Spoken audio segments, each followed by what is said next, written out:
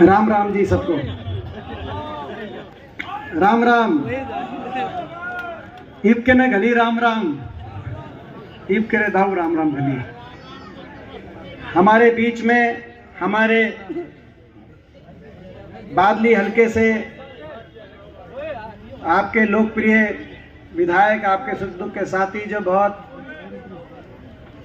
बेबाकी से आपकी आवाज और भाजपा के कुशासन से छुटकारा दिलाने के लिए एक परिवर्तन का संघर्ष चल रहा है, उसमें कदम से कदम मिलाकर जो मेरा साथ दे रहे हैं आपके लोकप्रिय विधायक कुलदीप वत्स जी, हमारे बीच में हमारे बहुत ही आदरणीय चौधरी राज सिंह जाखड़ जी, डीआईजी धर्मपाल जी, सुभाष गुर्जर जी, जीता प्रधान जी, सुनीता वर्मा जी का मैं आप सबका बहुत बहुत धन्यवाद करना चाहता हूँ, बहुत बहुत आभार व्यक्त करना चाहता हूँ। आज आपका आशीर्वाद जो मिला है, अपने घर में जब आशीर्वाद मिलता है तो बहुत उसे हौसला बढ़ता है। आपने अपने बच्चों का आज बहुत हौसला बढ़ाने का काम किया। जो लड़ाई लड़ रहे हैं हम, उस लड़ाई में आपका दिया हुआ हौसला बहुत काम आएगा।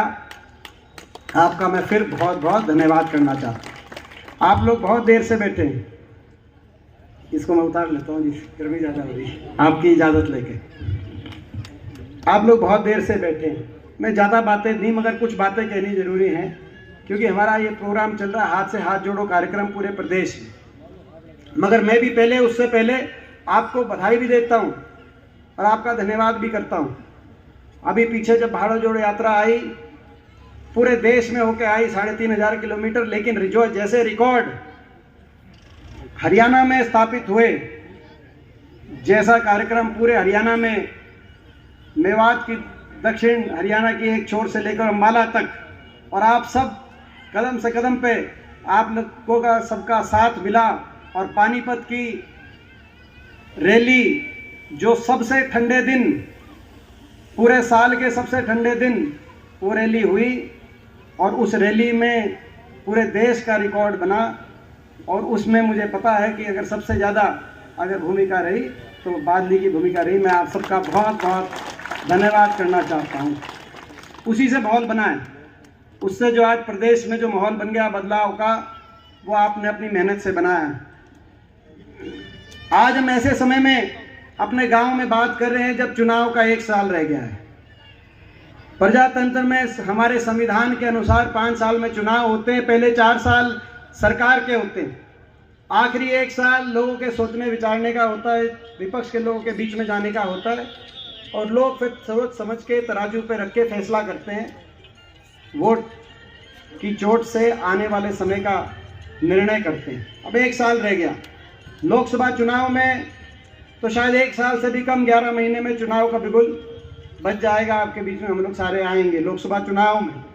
मगर इस बार लोकसभा के साथ विधानसभा का भी चुनाव, इस बार अटकलें लगाई जा रही, और ये अटकलें हमसे ज़्यादा, जब अभी पीछे बीजेपी के अंदर आपको याद होगा, 2 महीने पहले बीजेपी के जो केंद्रीय गृह मंत्री अमित शाह जी आए थे हरियाणा में। उनका 2 दिन का प्रोग्राम था। पहले दिन का कार्यक्रम तो उनका गोहाना में रैली थी, वो तो उनकी रद्द हो गई थी। होगी थी कि नहीं होगी थी वो रैली तो रद्द हो गई थी। बता रहे थे ठंड की वजह से लोग, मौसम ठंडा ज़्यादा मौसम था, तो इसलिए लोग नहीं आए। ठंडा मत बता रहे, फरवरी में रैली थी, ठंड ज़्यादा थी उस दिन। 6 जनवरी को पानीपत में ठंड कम थी, मगर इस बार दूसरा चल रहा है। इस बार जनवरी के बाद फरवरी में ज़्यादा ठंड हो गई थी। लेकिन पहला दिन कार्यक्रम उनका कैंसिल हुआ, और उन्होंने भी सोच समझ के, जैसे पिछली बार प्रधानमंत्री जी जब भी आते थे रोहतक में रैली करते थे, 3 बार लोकसभा चुनाव में रोहतक में रैली करी, इस बार भी उन्होंने आके गोहाना में रैली करी। तो आप समझ सकते हो कि वो, मगर वो आपको, मेरे को पता है, और उससे हमें कोई एतराज भी नहीं। वो अगर चुनौती देते हैं तो उस चुनौती को स्वीकार करते हैं। लेकिन वो जब अपने 2 दिन के कार्यक्रम पहले दिन कैंसिल हो गया, दूसरे दिन के बाद जब जाने लगे तो उन्होंने बीजेपी के कार्यकर्ताओं को कहा कि तैयारी रखो, इस बार लोकसभा के साथ विधानसभा चुनाव होने के संभावना की तैयारी रखो। अखबार में मैंने पढ़ी तो इससे एक बात स्पष्ट होगी कि उनको भी समझ में आ गया कि ये जो प्रदेश में सरकार है, खट्टर सरकार, ये लोकसभा चुनाव तो आप खींच सकते हो, लेकिन लोकसभा चुनाव के बाद बीजेपी के और जेजेपी के विधायक जब आखिरी 6 महीने की बात आएगी तो वो काबू में नहीं रहेंगे। तो उन्होंने तभी ये कहा कि लोकसभा चुनाव के बाद तो पंजे उखड़ते दिख रहे हैं, साथ ही इलेक्शन की बात आई। कुल मिला के 1 साल रह गया और इसीलिए आपके और हमारे सोचने विचारने का समय। 9 साल पहले हरियाणा के लोगों ने बड़े विश्वास के साथ ये सरकार बनाई थी, पूरे प्रदेश ने इनका साथ दिया,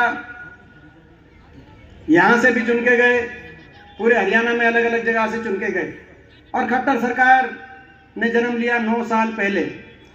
आज ये सोचने का समय, 9 साल में इन्होंने प्रदेश के लिए क्या किया, क्या नहीं किया, इनके सारे निर्णय, सारी इनका चाल चरित्र, चेहरा, सब कुछ धरती पे क्या परिणाम आए उन इनके फैसलों के। 9 साल बहुत बड़ा समय होता है।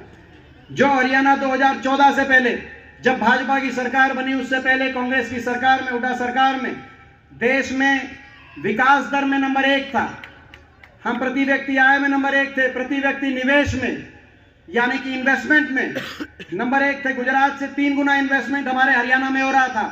कहीं थर्मल के कारखाने लग रहे थे, कानपुर में, खेदड़ में, झाड़ली में, तो कहीं एम्स के अस्पताल आ रहे थे, कहीं बहादुरगढ़ में मेट्रो आ रही थी, तो मानेसर में इंडस्ट्रियल मॉडल टाउनशिप बन रहा था, रोहतक में आईएमटी स्थापित की जा रही थी। पूरे प्रदेश में विकास और निवेश हो रहा था। रोजगार सृजन में हम देश में सबसे आगे थे। कृषि उत्पादकता में, किसान के हितकारी फैसलों में हरियाणा का नाम आता था, देश में सबसे आगे। खिलाड़ियों के सम्मान में पूरे देश की सारी सरकारें, उस समय हरियाणा देश में खिलाड़ियों के सम्मान में देश सबसे आगे माना जाता था। गरीब की कल्याणकारी योजनाओं में, चाहे 100 गज के प्लॉट के फैसले की बात हो, चाहे मकान की इंदिरा आवास योजना की बात हो, चाहे राशन कार्ड पे उस समय चीनी, तेल, दाल जो बंद हो गए उसकी बात हो, और चाहे बुढ़ापा पेंशन हो। आम आदमी की सरकार बन गई थी 2012 में, आपको याद, दिल्ली में, लेकिन तब भी हम डंके की चोट पे कहते थे कि देश में सबसे ज्यादा कहीं पेंशन हरियाणा में होगी तो हरियाणा में होगी। सबसे ज्यादा पेंशन उस समय देश में हरियाणा में थी। हरियाणा देश में आगे था। 10 साल तक कहीं कोई लाठीचार्ज की जरूरत नहीं आई, किसी को धरने करने की जरूरत नहीं आई, कहीं पुलिस प्रशासन के बल के प्रयोग की आवश्यकता नहीं पड़ी। सब विकास की तरफ बढ़ता हुआ प्रदेश था और हमारे इलाके में भी विकास का पहिया हमारे इलाके में भी घूम रहा था।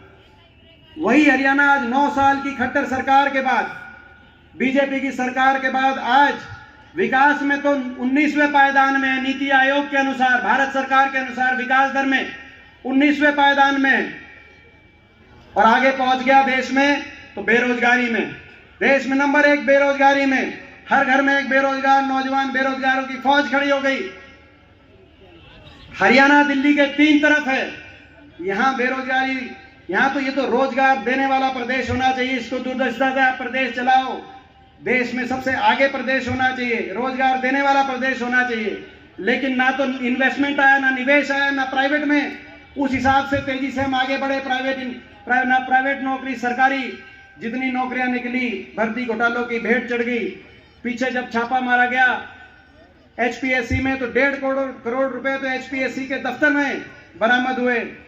भर्ती घोटाले, एचपीएससी, एसएससी घोटाले। फौज में हमारा इलाका बहुत जाता था, हर साल 5,500 भर्ती होती थी फौज में। आज योजना आई और 5,500 की बजाय केवल 925 अग्निवीर लिए गए। कितना बड़ा झटका आने वाले समय के लिए हमारे पूरे इलाके को, पूरे प्रदेश को। 925 अग्निवीर लिए गए, जिनमें से कुल मात्र 200 से कुछ ज़्यादा उनको पक्के 4 साल के बाद किया जाएगा। बाकी बिना पेंशन के 4 साल के बाद घर छुट्टी वापस आ जाएंगे। कहीं रिश्ता होता है, पहले कहते थे गर्व से कि भैया हमारे घर में फौजी है, इसका रिश्ता हो रहा है। आज अगर कोई फौजी हो तो चेक करना पड़ता है दूसरी बार, अच्छा फौजी है वो तो ठीक है, ये बताओ भर्ती कब की है, यही पूछते हैं ना कि भाई पक्की है या कच्ची 4 साल के बाद। तो बेरोजगारी में हरियाणा प्रदेश बेरोजगारी में नंबर 1। महंगाई में आज देश में सबसे ज्यादा व्यय, डीजल, पेट्रोल, रसोई गैस का सिलेंडर सबसे महंगा अगर हरियाणा में। एक बीजेपी की ऐड चलती थी, हमारे समय 400 रुपये सिलेंडर था। ऐड चलती थी बीजेपी की, बहुत हुई महंगाई की मार, अब की बार भाजपा सरकार, सिलेंडर की फोटो लगाते थे। मेरे ख्याल 400 से तो सस्ता हो ही गया होगा सिलेंडर, हैं? 400 से कम होगा। जची नहीं थारी, मेरे थारी जची नहीं खाती, बुरा मत मानना, क्योंकि आजकल ऐड चल रही है, आजकल मीडिया में ऐड चल रही है कि भाई जो है महंगाई हुई कम, बेरोजगारी हुई कम, बीजेपी में है दम। ये एक महंगाई चल रही, तो अगर महंगाई कम है, ये ऐड चल रही है, टीवी पे नारा है बीजेपी का, तो मेरे ख्याल सिलेंडर 400 से सस्ता होगा। या तो मैं ऐड की मानूं या थारी मानूं। काका कह रहा भाई हम भुगत भोगी हमारी मान ले, चलो आपको पता होगा ज्यादा। तो ये बेरोजगारी, महंगाई और काकी कह रही मेरी मान, कह रहे राशन कार्ड और काट दिया। ये महंगाई, बेरोजगारी और भ्रष्टाचार की भेंट हरियाणा प्रदेश का विकास चढ़ गया। ऐसा खुला भ्रष्टाचार हरियाणा में, जो देश में, जिस तरह से देश में बड़े उद्योगपति घरानों को फायदा पहुंचाने के लिए बीजेपी सरकारें चल रही हैं, हरियाणा में तो उससे कई गुना भ्रष्टाचार। ये जो समझौता हुआ जेजेपी का, बीजेपी का, दुष्यंत चौटाला ने जो समर्थन दिया, वो समर्थन भ्रष्टाचार की लूट की छूट का समर्थन, आपको पता है। समर्थन दे दिया, समझौता हो गया, महकमे बांटे गए। महकमे इस बात पे नहीं बांटे कि कौन से महकमे से कौन कितना काम कराएगा। स्वास्थ्य महकमे में कौन एम्स लाएगा, पर्यावरण महकमे से कौन मेट्रो लाएगा, कौन बिजली के कारखाने लगाएगा, कौन थर्मल के कारखाने लगाएगा, कौन नेशनल हाईवे बनवाएगा, वो तो आपके बेटे और आपके बच्चों की सोच हो सकती थी। महकमे इस बात पे बांटे गए, लोगों के काम नहीं, कैसे खुद का विकास हो, कैसे कहां से खुद की गाड़ी कमाई हो। शराब का महकमा कौन लेगा, रजिस्ट्री का महकमा कौन लेगा, माइनिंग का कौन लेगा, पंचायत का महकमा कौन लेगा, कौन सा बीजेपी का मंत्री लेगा, कौन सा जेजेपी के मंत्री लेगा, कौन हरियाणा की सरकार में कौन सा ऐसा खोपर होगा जो एकला बढ़ के, कौन सा खोपर पूरा जीवन लग जाएगा। ये हम नहीं कह रहे, इन्हीं के विधायक महकमे बांटे गए। तो दादा गौतम नारनौन के हमारे पणजी विधायक राम कुमार गौतम जी का बयान आया कि खोपर बढ़ गया सरकार में, एकला ही जीवन लग रहा है। खुला भ्रष्टाचार का ऐसा उदाहरण देश में नहीं है। इस आधार पर समझौता हुआ। आज भ्रष्टाचार, महंगाई, बेरोजगारी, लोगों को आपस में उलझाकर राजनीति, विकास की पट्टी से उतार दिया हरियाणा इस सरकार ने। यह इलाका उस बात का गवाह है, पूरा हरियाणा इस बात का गवाह है। अभी ये सड़क की बात कर रहे थे, झज्जर से बादली, अरे इस इलाके में एक एक सड़क इस बात की गवाही देगी। कुलदीप, मैं छोटा सा बच्चा था, इस पूरे इलाके की एक एक सड़क गवाही देगी। बड़े बुजुर्ग इस बात की गवाही देंगे, आपकी और हमारी पूरी जवानी की ये इलाका गवाही देगा। बचपन से आते थे, रोहतक से पहले झज्जर पहुंचते पहुंचते, और उसके बाद झज्जर से बादली पहुंचते पहुंचते, और उसके बाद बादली से बाड़सा पहुंचते पहुंचते ये इलाका और मेरे बड़े बुजुर्ग गवाही देंगे जो है। और आज दुख की बात यह है कि दोबारा से इस इलाके को भूल गई ऐसी सरकार प्रदेश में आई। मुझे बताने की आवश्यकता नहीं, लेकिन मैं एक बात कहना चाहता हूं अपने बड़े बुजुर्गों से और अपने मन और आत्मा से कहना चाहता हूं, अगर ये काम नहीं भी करते तो भी हम काम चला लेते, लेकिन इन्होंने तो आपका और हमारा मान सम्मान कुचलने का काम किया। इन्होंने तो काम बिगाड़ने का काम किया, इन्होंने तो लोगों को उलझाने का काम किया। अगर काम नहीं भी करते तो भी हम समाई कर लेते, लेकिन इन्होंने हर वर्ग का अपमान, हर वर्ग का मान सम्मान मिट्टी में मिलाने का काम किया। किसान आंदोलन में देश का किसान 1 साल तक बैठा रहा। 750 किसानों घरों के चिराग बुझ गए। हम एक एक घर में जाते थे, एक एक परिवार में आते थे, उनके आंसू पोंछने जाते थे। वो किसी का कोई बेटा था, किसी का कोई पति था, किसी का कोई पिता था, किसी का भाई था। और हम जब संसद में जाते थे कि इनकी बात नहीं मानते, लेकिन इतना बड़ा वर्ग एक आंदोलन कर रहा है, इतने दिनों से धरने पे है, 2-3 दिन धरने चलते हैं, किसी की तबीयत बिगड़ जाए तो प्रशासन में हड़कंप आ जाता है। ये भी देश के नागरिक हैं। अगर आप इनकी बात नहीं मानते तो कम से कम सहानुभूति के 2 शब्द कह दो कि हर रोज इतने शव वापस आ रहे हैं इन धरनों से, हमारे काकेताऊ बैठे हैं, इनकी भी जगह कुछ देश में। जब मैं उठ के खड़ा होकर संसद में बात करता था, मैं बताना चाहता हूं आपको, आपके आशीर्वाद से मैं 19 साल से देश की सबसे बड़ी पंचायत का सदस्य हूं। मैंने बहुत सा समय देखा है, लेकिन ऐसा समय जब संसद में एक दूसरे से चर्चा होती है तो उसके बाद बाहर आके कैंटीन में एक के साथ दूसरे के साथ चाय भी पीते हैं, खाना भी खाते हैं। लेकिन ऐसा समय था कि जब यूं मजाक उड़ाते थे, कोई उपद्रवी बताता था, कोई क्या कहता था, क्या क्या शब्द कहता, मैं नहीं कह सकता। और जब अकेला में पड़ जाता था, हरियाणा से 15 सांसद हैं, 14 बीजेपी के हैं, 10 लोकसभा 5 राज्यसभा मिलाकर 15 में से 14 बीजेपी के हैं। जब ऐसा अकेलापन महसूस होता था तो किसी के साथ चाय पीने का, पानी पीने का भी जी नहीं करता था। जाता था पार्लियामेंट में, आपकी बात उठाता था, क्योंकि उठाऊं नहीं तो कहां तक ना उठाऊं तो मैं क्या करूं। और उसके बाद वापस आके जो है आपकी लड़ाई लड़ने की हम लोग कोशिश करते थे। आज इस प्रदेश में किसान को अपमानित होना पड़ा। मनरेगा का बजट के 1/3 कर दिया। मजदूरों ने जब प्रदर्शन किया करनाल में, उन पे लाठीचार्ज हुई। गरीब आदमी को अपमानित होना पड़ा। ग्रामीण सफाई कर्मचारी, चौकीदार, वो अपना मानदेय बढ़ाने गए पंचकुला में, उन पे लाठीचार्ज हुई, 60 लोग घायल हुए। छोटे छोटे बच्चों को स्कूल के आगे बैठना पड़ा, स्कूल बंद हो गए, 9 साल से शिक्षकों की भर्ती नहीं। उनका अपमान करने सरकार ने किया, उनको भी धरने के रास्ते पे आना पड़ा। हमारी महिलाएं, आंगनवाड़ी, आशा वर्कर, इनका अपमान हुआ, इनके ऊपर लाठीचार्ज हुआ करनाल में। इनके आंदोलन को पुलिस के बल से दबाने का काम इस सरकार ने किया। यहाँ तक कि देश के खिलाड़ियों को भी जंतर मंतर पे बैठना पड़ा। खिलाड़ी भी जंतर मंतर पे बैठे और उन खिलाड़ियों का भी अपमान, बीजेपी के एक सांसद ने उन खिलाड़ियों का भी अपमान किया। उनको एक प्रदेश का बताया, जाने क्या क्या कहा। वो खिलाड़ी थे जो ओलंपिक में 60% मेडल विजेता, एक साथ जंतर मंतर में बैठे थे कि देश की सरकार ने सुनवाई नहीं, हमारी मान सम्मान, हमारी इज्जत भी सुरक्षित नहीं, हमारी बहन बेटियां बैठी थी। लेकिन उनको भी एक प्रदेश की नज़र से देख लिया, उनकी इज्जत को भी, उनका भी अपमान इस सरकार ने किया। कोई ऐसा वर्ग नहीं, एक सरपंच रह रहे थे, ये सोचते थे हम छोटी सरकार हैं, सरपंचों को की तो बात सरकार कम से कम सुनेगी, मगर पीछे सरपंचों को के साथ भी जो किया वो आपके सामने। कोई ऐसी सरकार जो मान सम्मान ना करे, एक काम ना करे, भ्रष्टाचार करे और आप सबका मान सम्मान, हर वर्ग का अपमानित करे, ऐसे घमंड में, ऐसे अहंकार में।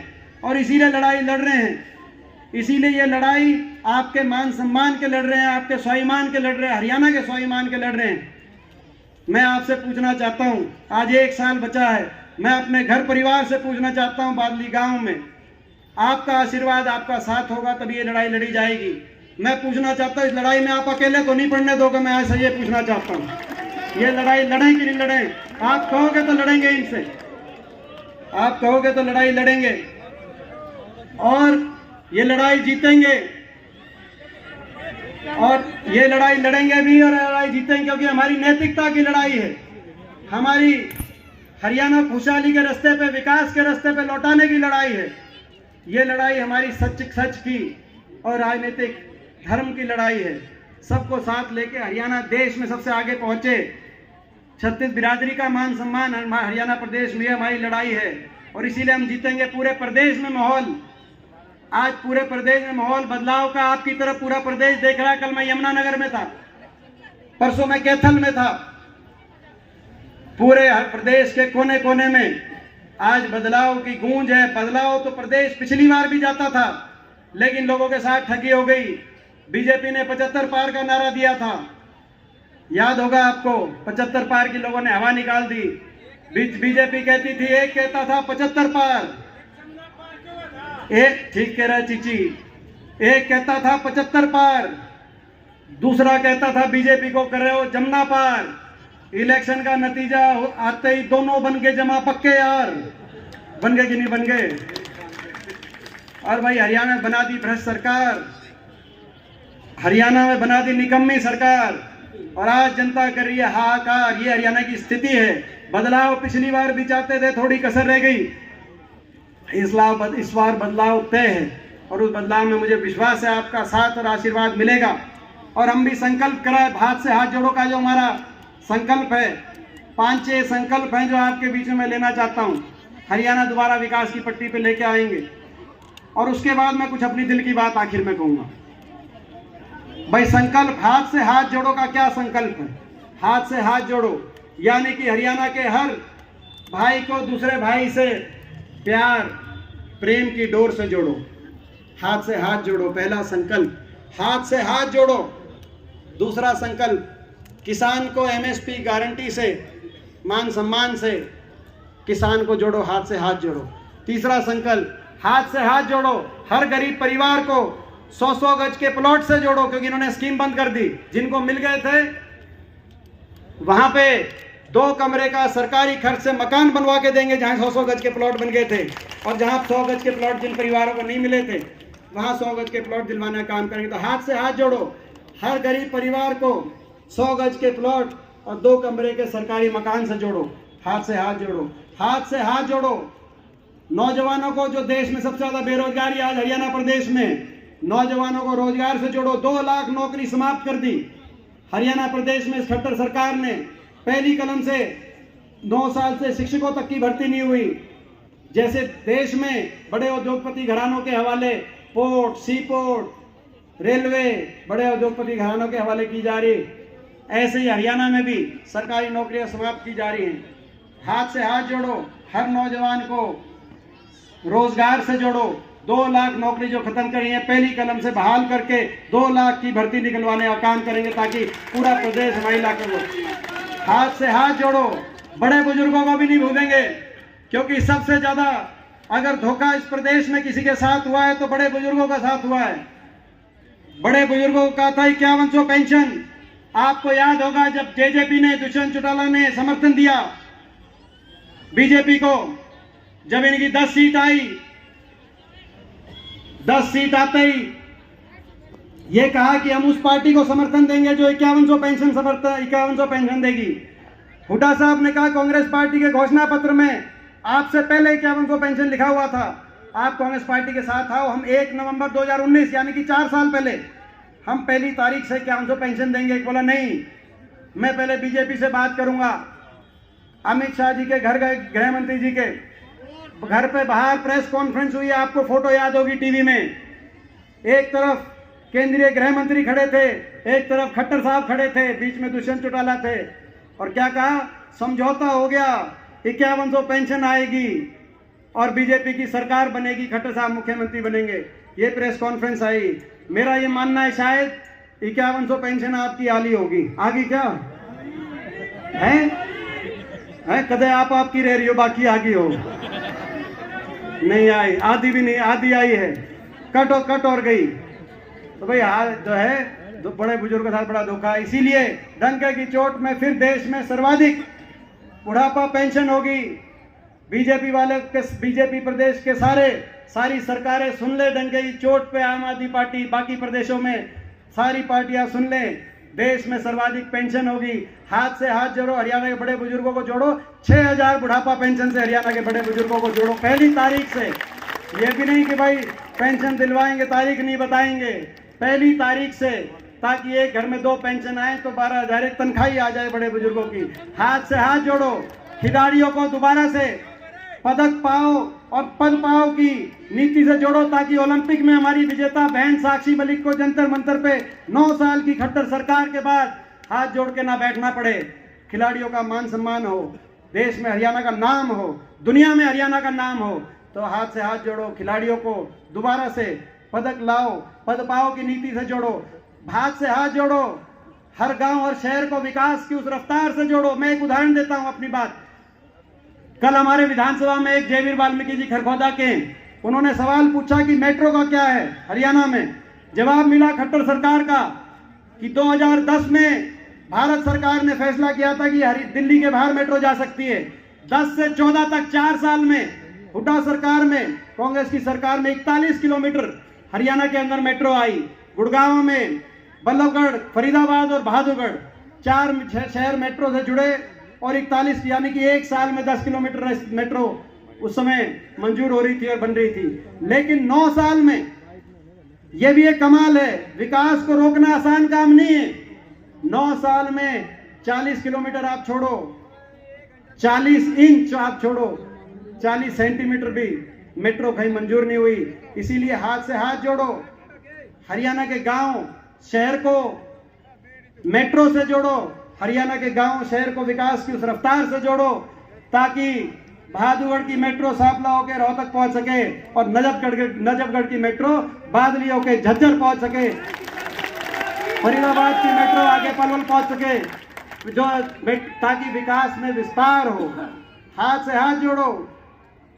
स्वास्थ्य, ये एम्स बनाया था, बड़ी मेहनत से बनाया था, बहुतों की आंखों में रड़क गए थे क्योंकि पूरे देश में एक प्रोजेक्ट था ये नेशनल कैंसर। 11 इसमें अस्पताल थे बड़े बड़े, कैंसर इंस्टीट्यूट से लेकर हार्ट इंस्टीट्यूट, नेशनल इंस्टीट्यूट्स 11 थे। बड़ी मेहनत से प्रधानमंत्री से लेकर स्वास्थ्य मंत्री से लेकर देश के एक एक जहां जा सकता था वहां पे आपके बच्चे की तरह, क्योंकि एक ही सपना था हमारा इलाका देश में सबसे आगे पहुंचे। ये एम्स नेशनल कैंसर इंस्टीट्यूट का फाउंडेशन डॉक्टर मनमोहन सिंह जी ने रख दिया था, काम शुरू हो गया था। उसके बाद 10 अस्पतालों को भूल गए, कोई परवाह नहीं कर रहा। महम के अंदर एयरपोर्ट आना था, नेशनल एयरपोर्ट, इंटरनेशनल एयरपोर्ट, वो नोएडा चला गया। वो इंटरनेशनल एयरपोर्ट इधर आता, इंदिरा गांधी एयरपोर्ट के बाद तो हमारा इलाका कितना आगे जाता। गोहाना के अंदर रेल कोच फैक्ट्री मंजूर कराई थी, वो बनारस चली गई। दुख इस बात का नहीं सब चले गए, दुख इस बात का है कि हमारा इलाका के भविष्य पे इतनी बड़ी चोट जब मारी जा रही थी तो कुछ लोगों द्वारा ये कहा तो चलो वकालत नहीं कर रहे थे जो सत्ता में बैठे थे, लेकिन लोगों को आपस में उलझाने का काम कर रहे थे। जब छत्तीस बिरादरी के हमारे भविष्य को हमसे छीना जा रहा था, कुछ अगर करते नहीं तो कम से कम बिगाड़ता तो नहीं काम। मुझे बहुत दुख है, मुझे अपना दुख नहीं। इस लोकसभा चुनाव में हार जीत होती है, जीवन में, राजनीतिक जीवन में ये चीज़ें चलती हैं, लेकिन मुझे इस बात का दुख है कि हमारे इलाके का कितना नुकसान हुआ। मुझे इस बात का भी थोड़ा अफसोस है कि एक ऐसे व्यक्ति को यहाँ से बीजेपी ने कैंडिडेट बनाया जिन्होंने ये कहा कि कांग्रेस पार्टी में थे और कांग्रेस पार्टी उन्होंने छोड़ी, इस बात पे छोड़ी कि ये सारा काम रोहतक करा रहे, रोहतक लोकसभा में करा रहे हैं, ये आरोप लगा के उन्होंने बीजेपी छोड़ी। करनाल से टिकट मांग रहे थे, उनको वहाँ से टिकट नहीं मिली, उनको यहीं से टिकट मिल गई। और जो ऐसे जिन्होंने ऐसा आरोप लगाया कि सारा काम यहाँ कर रहे थे, लोगों ने उन्हीं को यहाँ से चयनित कर दिया। हमारे इलाके का नुकसान हुआ, हमारे भविष्य का नुकसान हुआ। और कभी कभी मौके आते हैं, आपने बहुत थोड़ी उम्र में मुझे आशीर्वाद देके एक ऐसे पायदान पे पहुंचा दिया।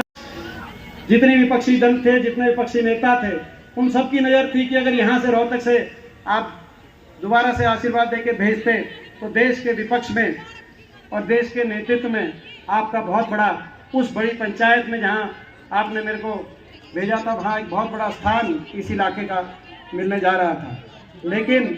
लेकिन कई बार आखिरी पायदान पे पहुंच गए, कोई कमी रह जाती है।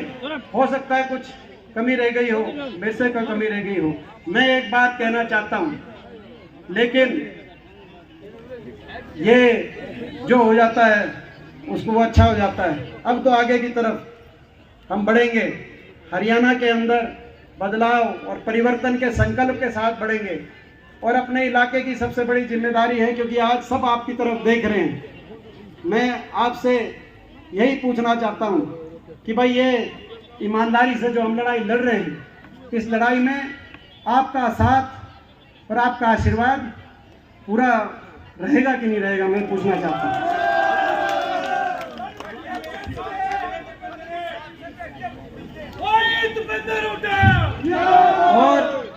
और यहाँ ये एक बात कह रहे थे, कुलदीप ने एक बात कही, हमारे विधायक ने, कह रहे थे कि एमपी साहब कभी आपको मौका मिलेगा तो हमारी दो ही मांग हैं, यहाँ के विकास की और यहाँ के रोजगार की। मैं एक बात कहना चाहता हूँ कुलदीप, ये बाकी आपने सारी चीज अच्छी कही, मुझे बड़ा खुश हूँ हर चीज से, लेकिन यहाँ की भाई यहाँ की कोई मांग मेरे आगे, मेरी जन्मभूमि सांगी हो सकती है, लेकिन ये एक एक गांव, ये एक एक गली, ये एक एक बड़े बुजुर्ग जो बैठे हैं, अगर मेरी कर्म भूमि है जीवन में जहां मैंने अपनी सारी जवानी लगा दी, तो यह इलाका मेरी कर्म भूमि है। कोई इस इलाके के लिए कोई मेरे को कोई पैरवी कोई करे वो ठीक नहीं है। करूंगा तो पैरवी मैं करूंगा इस इलाके की, कभी और किसी इलाके को मेरे आगे कुछ करने की जरूरत नहीं। तो लड़ाई ये लड़ रहे, ठीक बात है ना। इस इलाके की पैरवी करने का अगर हक है तो भाई कुलदीप आपसे ज्यादा वो हक मेरा है, बुरा मत मानना। वो जो हक है तो भाई, तो मगर आपने सही भावना में बात की और हम सब चाहते हैं कि इलाका आगे बढ़े, हरियाणा आगे बढ़े, और ये मौका है पूरे प्रदेश में। आज एक एक कोने के अंदर यही जो है लोगों के मन में भावना है। जिन लोगों ने विश्वासघात किया, लोग उनका भी हिसाब करने को तैयार हैं। मैं जो है अभी पीछे जींद में गया, 30 तारीख को उचाना में पब्लिक मीटिंग है, उस उचाना की पब्लिक मीटिंग की भी आज फोटो आप मंगा के देख लेना। वहाँ के उचाना के उस कोने से लेकर और प्रदेश के हर कोने में बदलाव की गूंज आपको सुनाई देगी। आपका आशीर्वाद रहेगा। इन्हीं शब्दों के साथ दो महिला